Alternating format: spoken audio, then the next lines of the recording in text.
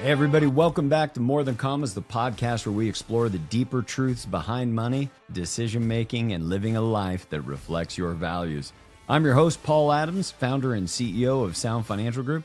Now, today's episode's a bit of a delicate one because we're talking about someone who genuinely changed the landscape in the financial industry in the United States, Robert Kiyosaki. In his early work, a big part of it influenced me. You see, I was an early financial advisor. His book, Rich Dad, Poor Dad, and the Cash Flow Games came out when I first came into the business in 1998. And it's helped millions of people think differently about assets, liabilities, financial independence. And I'm one of the many who believe those early contributions made financial education more accessible to everyday households. And for that, Robert Kiyosaki should have enormous credit. But after that foundation was laid, something shifted.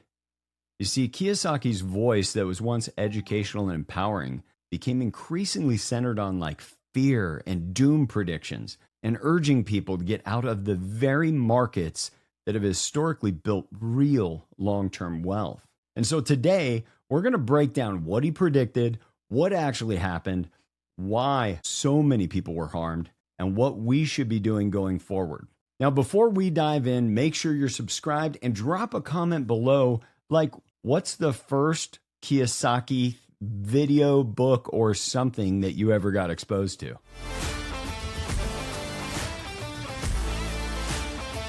So let's start with just some honesty and being generous toward Robert Kiyosaki. In 1997, he released Rich Dad, Poor Dad, and made finance relatable in a way that few books ever had. His board game introduced financial literacy in a real hands-on format, learning things like cash flow, passive income, assets versus liabilities. Those words became mainstream. He popularized the idea that individuals should think as owners and not just workers. And for many people, that book sparked their first desire to even learn about money. And I want to acknowledge that because honoring the good someone has done is part of being a person of truth and integrity. But love requires truth, and truth requires accountability. And somewhere along the way, Robert Kiyosaki shifted from being a teacher to being a prophet of financial doom. And not once in more than a decade of predictions have his forecasts materialized in any way that he claimed. So we're going to dig into them. And we're not doing this to attack him as a person, but to illuminate the pattern. See, across interviews, social posts, book promotions, and media appearances, he's made 30 to 35 different crash predictions since 2011. Now, what we're going to do is hit the highlights, or what's going to maybe be looked at more as the lowlights. So let's start with his prediction in 2011. He said there is going to be a massive crash. It's going to be all the way back to the 2008 lows. He predicted the S&P 500 would get all the way back into the 600s. And the outcome was a very brief correction. And then 2012, 16% in the S&P 500. 13, 32. 2014, 13%. 2015 was only 1.3, but that was an amazing 3-year run and nothing like what he said would happen. Then there's the 2012 to 2016 set of predictions, but one of the big ones was tied to his book, The Rich Dad's Prophecy. And what he said is baby boomers were going to doom the economy because their withdrawals and retirement were going to create this massive market apocalypse. He wasn't the only one saying that, but let's see what happened after 2011. 2012 was 16%, 2013, 32%, 2014, 13.69%, 15 was 1%, and 2016, 11.96%. Then in 2014, he was sticking with it. Even though nothing had happened since his 2012 prediction in his favor, he went after it again and said the system can't even survive past 2016. 2016 came and went and no crash. And again, we had these years of historic returns.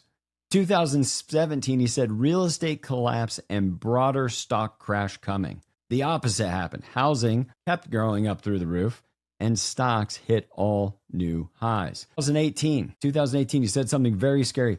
Worse than a 1929 crash is coming.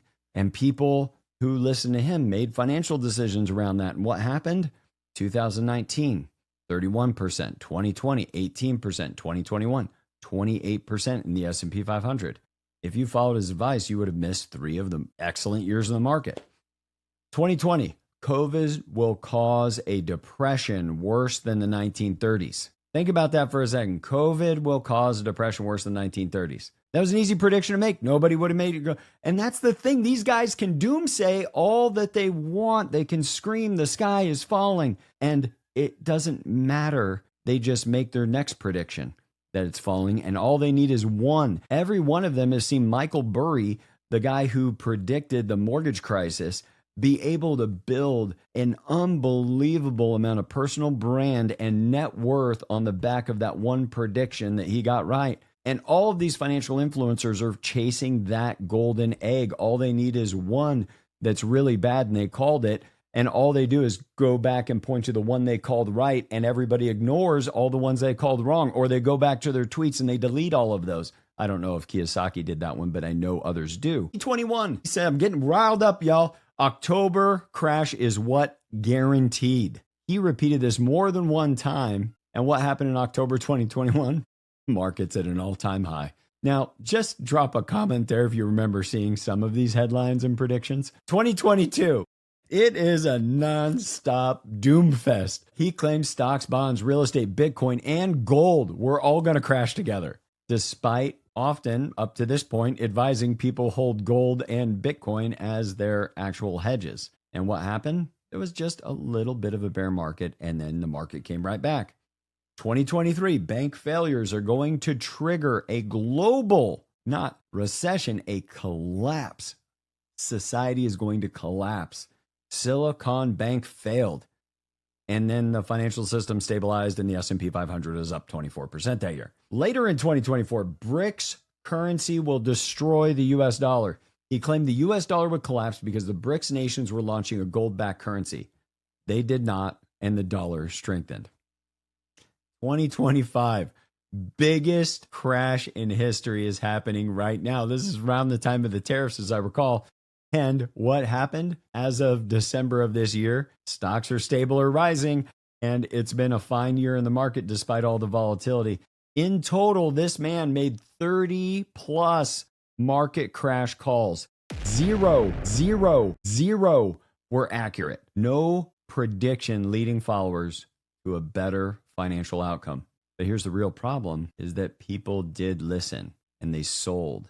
They moved to metals. They moved to Bitcoin as its peaks, and they stayed out of the market during this since about 2015. We've had one of our best bull runs in the S&P 500 since the tech bubble. And then a bunch of them, if you listen to the doom loop in our last episode, a bunch of the people that followed that doom cycle, they got through all of that, have lost all this money, 15 years of his predictions wrong. And who do they blame? The market, because it's the market that did it to them. They don't relate to the fact that the pounding influence of these doomsayers is what had them make their decision.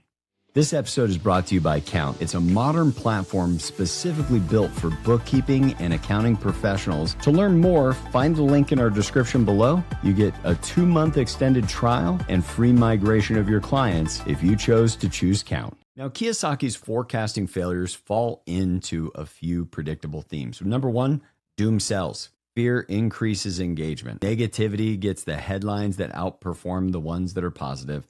And in the influence economy, engagement equals revenue. That's how it is. He's an influencer now. He's no longer a financial teacher. Number two, he has an anti-stock bias. He calls equities fake money tied to fiat currency, which ignores over 100 years of 10% average annualized returns. Number three is there's a fair amount of what I'm just going to refer to as crypto and precious metal shilling. He constantly urges people to get out of stocks into gold, silver, and Bitcoin, assets that he publicly owns and profits from. And he has contradictory logic as number four. He frequently claims everything will crash, including the assets he's been telling his followers to buy for years. 5, retroactive credit. He sometimes claims credit for predicting 2008, even though, as far as we can tell, he only made the call after the crash was appearing. Number 6 is the broken clock effect. If you predict a crash every year, eventually one's going to happen. but you'll be wrong every other year and miss enormous gains out of the way. And here's the thing that I want everybody to understand. Any of these influencers, they are protecting themselves by the crash from the crash, because if the crash really does happen, they now have, boom, this accomplishment. They can market to all of you and say, this is why you should be putting your money behind the things that I say. And then they further are able to compound that influencer cred to their credit. Meaning every time they predict a crash in the market, not only do they probably increase their following, but in addition, they're actually hedging their own risk against the potential market risk, because they're going to lose money in whatever assets they have too, but they're going to gain from this influencer economy and the ability to say,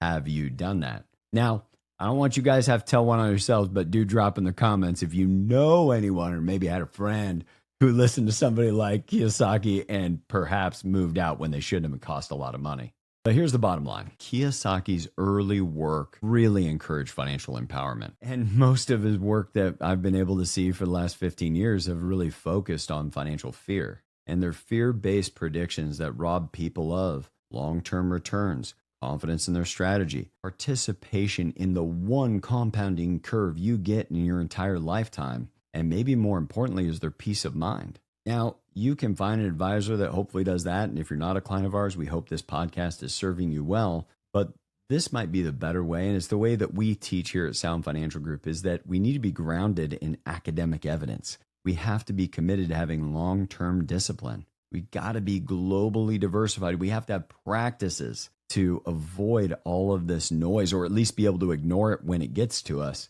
We need behavioral coaching. And what I would throw in is a faith-informed wisdom, because financial fear isn't a strategy, but disciplined stewardship over your assets is. And it works every decade across crises, because that's why they're called financial principles. They even work across every voice that's predicting doom. In fact, as long as you dig deep enough, either with your advisor and in your learning, that your learning is louder than the noise out there, that's how you can avoid all of these people just predicting that the whole world is about to fall down around your ears financially. Now, if you found this helpful, share this with someone who you know has been scared by the market, or you've had a conversation with a friend about the market. We want these kind of predictions to not impact the investor experience of our clients or anybody else's, because it doesn't serve them. And throw a comment down there with your thoughts. Even if it's just great job, Paul, that's perfectly fine.